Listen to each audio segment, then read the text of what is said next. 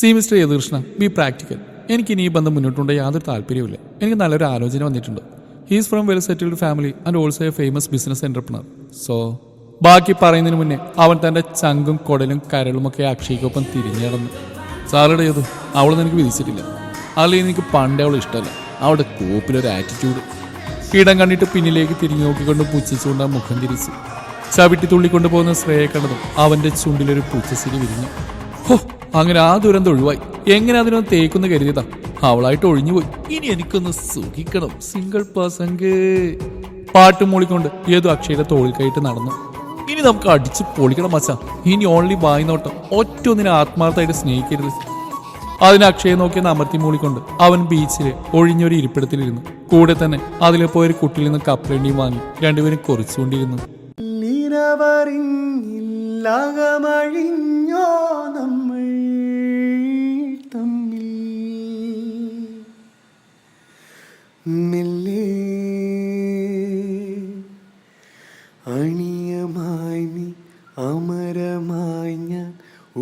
എന്റെ തീയ, ഒന്ന് നിർത്തുവോ നീ?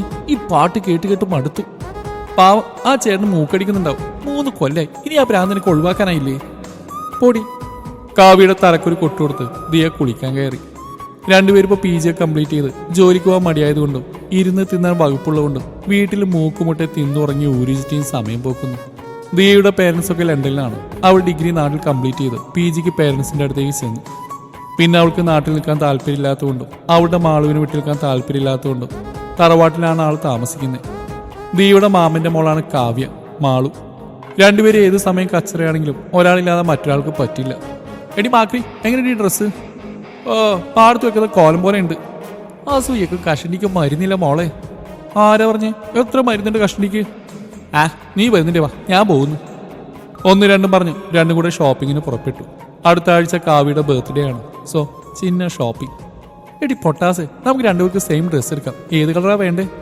ഡ്രസ്സുകൾ ഓരോന്നും ചിക്കിയിട്ടുകൊണ്ട് കാവ്യ ദിയയോട് ചോദിച്ചു. നമുക്ക് ഏത് കളറാണ് ഇല്ലാത്ത? ഒരു കാര്യം ചെയ്യാം, സെയിം വർക്കിൽ ഡിഫറെൻറ്റ് കളർ ചൂസ് ചെയ്യാം. എന്നാ വാ. അങ്ങനെ 1-1.5 ഷോപ്പിംഗ് കഴിഞ്ഞ് രണ്ടും വീട്ടിലേക്ക് തിരിച്ചു. എടി മാളു, നമുക്ക് ബീച്ചിൽ പോയാലോ? എനിക്ക് വല്ലാണ്ട് കൊതി തോന്നുക. എന്നാ പോവാം. ജസ്റ്റ് എ സെക്കൻഡ്, ഞാനൊന്ന് അക്ഷയ്ക്ക് മെസ്സേജ് നോക്കട്ടെ. അവന് മിക്കവാറും ബീച്ചിലായിരിക്കും ഈ ടൈമിൽ. പറയാതെ ഒന്ന് പോയി ഞെട്ടിക്ക ആളെ. ഒറ്റക്കണ്ണിറക്കിക്കൊണ്ട് മാളു അക്ഷയ്ക്ക് മെസ്സേജ് അയച്ചു. ചോദിക്ക്, ഇന്ന് എനിക്ക് ആളെ കാണണം. ഞാൻ ലണ്ടനിൽ പോയപ്പോൾ ഈ മാക്രിയെ വളച്ച് ഈ മാനത്തെ തലയിൽ കയറ്റി ആ മണ്ടനെ. ദേദിയാ, എൻ്റെ കയ്യിൽ നിന്ന് വാങ്ങുവേ. തലയാട്ടി ചിരിച്ചുകൊണ്ട് അവൾ ബീച്ചിലേക്ക് വണ്ടി തിരിച്ചു. ബീച്ചിലെത്തി കാവ്യ നേരെ ദിയയും കൂട്ടി ഒഴിഞ്ഞൊരു പാറക്കെട്ട് നിറഞ്ഞ സ്ഥലത്തേക്ക് കൊണ്ടുപോയി. കൊതിച്ചതെന്തോ അടുത്തുണ്ടെന്ന പോലെ ദിയയുടെ ഹൃദയമിടിപ്പ് കൂടിക്കൊണ്ടിരുന്നു. ഇളനീല നിറത്തിലുള്ള നേത്രഗോളങ്ങൾ വികസിച്ചു. ചുറ്റും നോക്കിക്കൊണ്ട് അവൾ മുന്നോട്ട് നടന്നു. അക്ഷയ്ക്ക് സർപ്രൈസ് കൊടുക്കണമെന്ന് പറഞ്ഞു അവന്റെ ബാക്കിൽ ചെന്നിരുന്ന കാവ്യ കേട്ടത്. മോനെ, അടിപൊളി ചരക്ക്. എന്ത് സ്ട്രക്ചറാണ് അവൾക്ക്.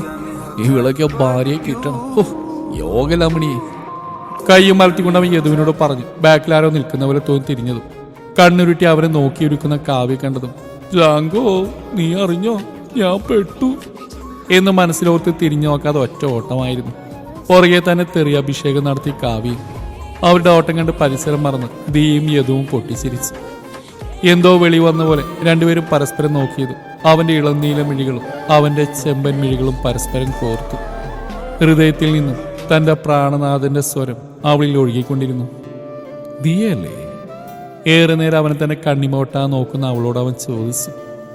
അതെ, എങ്ങനെ അറിയാം? അത്ഭുതം കൊണ്ട് കണ്ണു വിടുത്തിക്കൊണ്ട് അവൾ ചോദിച്ചു. കാവ്യ പറയാറുണ്ട്. പിന്നെ ഒന്ന് ചിരിച്ചുകൊണ്ട് അവൻ പറഞ്ഞു. പിന്നെ ആകാംക്ഷയോടെ അവൾ ചോദിച്ചു. നത്തിങ്. ചുമൽ കൂച്ചിക്കൊണ്ട് അവൻ കടലിലേക്ക് നോക്കി നിന്നു. ചുണ്ടുകൾ പുറത്തേക്കുന്തി അവൾ അവനോടൊപ്പം കടലിലേക്ക് നോക്കി. രണ്ടുമല്ല ആ കോളേജിന്റെ മുമ്പിലല്ലേ ഇയാൾ കോഴിത്തരം കാണിച്ച് ആ മതിരി ഇരുന്നിരുന്നേ. എന്നിട്ട് എന്നെ അറിയില്ലാന്നോ? അതെങ്ങനെയാ? ആ ശ്രുതി അരിമണിട്ട് കൊടുത്തപ്പോൾ കൂവിക്കൊണ്ട് പുറകെ കൂടിയില്ലേ? തേനൊലിപ്പിച്ച് അവളങ്ങ് വന്നപ്പോൾ ഇയാൾക്ക് നമ്മളെയൊന്നും കണ്ടില്ലായിരിക്കും. വേട്ടാവളിയ ലദിയാസ് ആത്മ. കുറച്ചേരം കടലിലേക്ക് നോക്കിയിരുന്നു. പാമ്പും കീരിയും പോലെ പോയ രണ്ടുപേരുണ്ട്. അട്ടയെ പോലെ ഒട്ടി വരുന്നു. എന്റെ ശിവനെ, എനിക്ക് കൺട്രോൾ തരൂ. എനിക്ക് യദുവിന്റെ കൈയും പിടിച്ച് നടക്കണം. ചിടുങ്ങിക്കൊണ്ട് അവൾ യദുവിനെ നോക്കിയതും കടലിലേക്ക് നോക്കിയിരിപ്പാണ് ആള്. എന്താണോ അതിന് മാത്രം അവിടെ ഉള്ളേ? സുന്ദരിയും സുമിയും സുശീലായിട്ടുള്ള എന്നെ നോയിക്കൂടെ? എന്നിട്ട് നമുക്ക് ഈ ഫ്രഞ്ച് അടിച്ച് മാളുവിനെ ഞെട്ടിക്കാം. ഉള്ളിൽ മനക്കോട്ട കെട്ടി കാട് കയറിക്കൊണ്ടിരിക്കുന്ന ദിയക്ക് കാവ്യയുടെ കയ്യിൽ നിന്ന് തലക്കൊരു കൊട്ടിയിട്ടിയത്. യദുവിനെ നോക്കിയൊന്ന് അവിഞ്ഞളിച്ചുകൊണ്ട് ഡീസനായി നിന്നു. കാവ്യയും അക്ഷയും കൈകൾ കോർത്തു അവരുടേതായ സ്വകാര്യ ലോകത്തേക്ക് ചേക്കേറിയിരുന്നു. ദിയെ കുറച്ചപ്പുറം വിട്ട് യദുവിനെ തന്നെ നോക്കിക്കൊണ്ടിരുന്നു. 3 കൊല്ലമായി തന്റെ മനസ്സിൽ കയറിയവൻ ശ്രുതിയുമായി പ്രണയത്തിലായപ്പോൾ വല്ലാതെ നൊന്തിരുന്ന അവളുടെ ഹൃദയം മറ്റൊരാൾ കൈയടക്കിയ ഹൃദയമാണെന്ന് മനസ്സിനെ പറഞ്ഞു പഠിപ്പിക്കുമ്പോഴും എന്തുകൊണ്ടോ ആ പ്രണയം കൈവിടാൻ തോന്നിയില്ല. ആരോടും അറിയിക്കാതെ ഹൃദയത്തിന്റെ ഒരു കോണിൽ അത് വളർന്നുകൊണ്ടിരുന്നു. ഇന്ന് പടർന്ന് പന്തലിച്ച് അടർത്തി മാറ്റാൻ കഴിയാത്തത്ര ആഴത്തിൽ വേരുറച്ചു പോയിരിക്കുന്നു. ഒരിക്കലും കിട്ടില്ലെന്നറിയാം, എങ്കിലും പിഴുതെറിയാൻ കഴിയുന്നില്ല. ശ്രുതിയുമായി അവൻ അടുത്തപ്പോഴും ശപിച്ചിരുന്നില്ല. കണ്ണ് ചതിക്കുമ്പോഴും നല്ലത് മാത്രം തന്റെ പ്രാണൻ ലഭിക്കട്ടെ എന്ന് പ്രാർത്ഥിച്ചിട്ടേയുള്ളൂ. ഓരോന്നും ഓർത്ത് കവളിനെ കണ്ണീർ തലോടിയിരുന്നു. Diya, what happened? Are you crying? തോളിൽ തട്ടി എത് ചോദിക്കുമ്പോഴാണ് ചിന്താമണ്ഡലത്തിൽ നിന്ന് ദിയ ഉണർന്ന് കണ്ണുകൾ അമർത്തി തുടച്ചുകൊണ്ടുള്ള അവനെ നോക്കി ചിരിച്ചു. ഏയ് അതി ഒന്ന് ചിരിച്ചെന്ന് വരുത്തി അവൾ നോട്ടം മാറ്റി. അവളെ നോക്കിക്കൊണ്ട് അവൻ കടലിലേക്ക് നോട്ടം പായിച്ചു. കുറെ നേരത്തെ മൗനത്തിന് ശേഷം ദിയ യദുവിനോടായി ചോദിച്ചു, ശ്രുതി? ചോദ്യഭാഗത്തോടെ അവൾ ചോദിച്ചു. കടലിൽ നോക്കി തന്നെ അവൻ ഉത്തരം പറഞ്ഞു. ശ്രുതി, she got a good proposal from a businessman. പറയുമ്പോൾ അവന്റെ കൺകോണിൽ നീർമുത്തുകൾ ഉരുണ്ടുകൂടുന്നത് അവൾ ശ്രദ്ധിച്ചിരുന്നു. ആത്മാർത്ഥമായി തന്നെയാണ് യദു ശ്രുതിയെ സ്നേഹിച്ചത്. മണ്ണിൽ ഉറങ്ങുന്ന ആൾ വരെ നെഞ്ചോട് ചേർക്കാൻ കൊതിച്ചിരുന്നു. പണം കണ്ടപ്പോൾ താൻ നൽകിയ സ്നേഹം അവൾ മറന്നു. വേദനയോട് അവൻ ഓർത്തു. ദിയക്കുള്ളിൽ വല്ലാതെ സന്തോഷം തോന്നി.